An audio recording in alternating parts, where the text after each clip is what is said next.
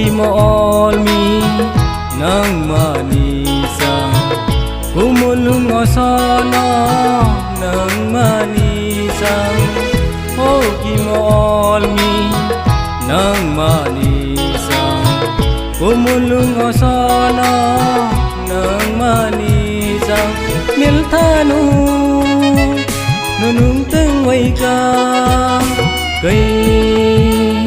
la enola nu chong ne he ngai rilni kai la mi hoyo kumulu osona nang matoniga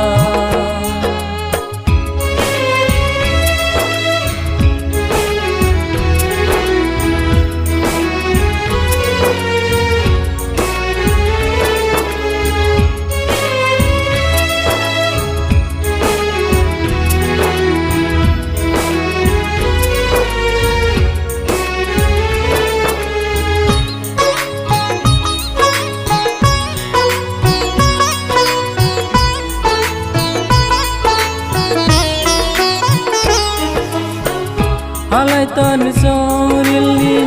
inu mongai menil nin sita kai teri kenu mongai la menil mihila kimolmi nang manisa kumulung osana nang manisa kimolmi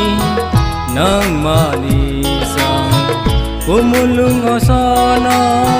nang manisa milthanu kai tini ni om kho kumulung nala jo bela milthanu